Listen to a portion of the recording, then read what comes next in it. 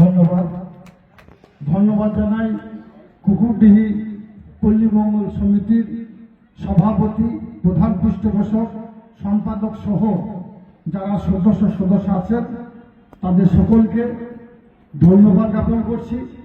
এবং এই মঞ্চে আমাকে যেভাবে সম্মানিত করা হলো মানপত্র দিয়ে, আমি এ বিষয়ে ধন্যবাদ জানাই, ছোট করবো না। একটাই কথা বলবো, এই পল্লী মঙ্গল সমিতি 1972 সাল থেকে গুটি গুটি পায়ে এগিয়ে চলেছে।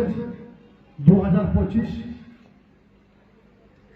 এতদিন পর্যন্ত তারা এই এরিয়ার মানুষের স্বার্থে শুধু নয়, বীরভূম জেলার জাতি, ধর্ম, মতামত নির্বিশেষে সকল সম্প্রদায়ের মানুষের পাশে সবসময় জোর থাকার চেষ্টা করেছে।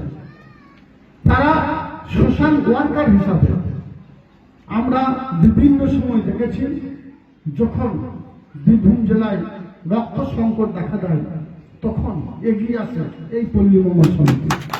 আমরা দেখেছি যখন শীত বস্ত্রের অভাবে অনেক মা বোন, বাবা, ভাইরা, দাদারা রাস্তায় পড়ে থাকে, তাদের শীত বস্ত্র প্রদান করে এই পল্লী মঙ্গল সমিতি। আমরা দেখেছি ঈদুল ফিতর বা ঈদুল জুহার সময় অভাবী এবং দুর্দশাগ্রস্ত মানুষের পাশে থাকে এই পল্লী মঙ্গল সমিতি।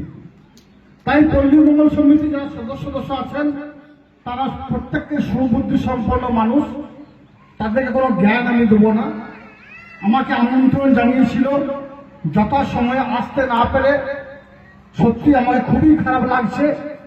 কিন্তু আজকের মঞ্চ থেকে ওয়াদা করে যাচ্ছি, কথা দিয়ে যাচ্ছি, আপনাদের যে সাংস্কৃতিক অনুষ্ঠানের ডালি আপনারা সাজিয়ে রেখেছেন এরিয়া মানুষকে আনন্দ দেওয়ার জন্য, আমরা ছোটবেলা থেকে দেখে এসেছি আমাদের ঈদুল জুহার, ঈদুল ফিতর অনুষ্ঠান উদযাপিত হয়।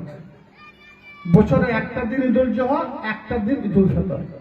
কিন্তু এই কুকুরডিতে এসে বুঝতে পারছি একদিনের ঈদুল জুহা, ঈদুল ফিতর নয়, 4 দিন ধরে চলছে। এটা বীরভূম জেলার অন্য কোনো প্রান্তে এই ধরনের সাংস্কৃতিক অনুষ্ঠান হয় বলে আমার মনে হয় না। তাই এই ক্লাবের সদস্যদের বলবো, আপনারা আগিয়ে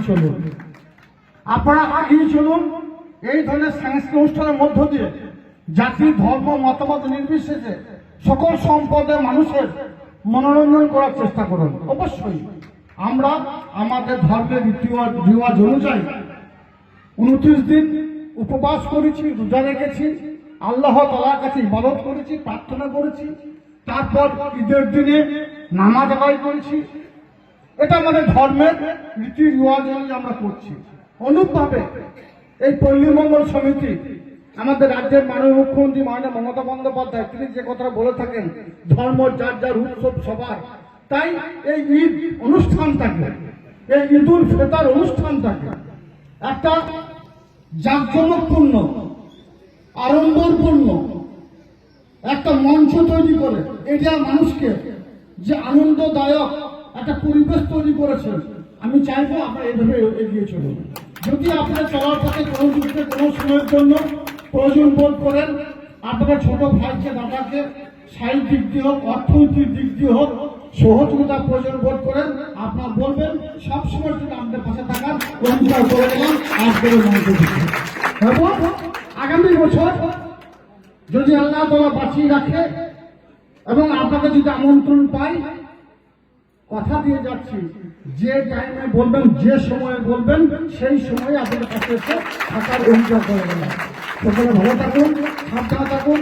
আমার বক্তব্যকে দীর্ঘায়িত আমি করছি না, আপনারা এভাবে এগিয়ে চলুন, মানুষের পাশে থাকুন, মানুষের হয়ে কাজ করুন, এই বলে আমার বক্তব্য এটি জানলাম।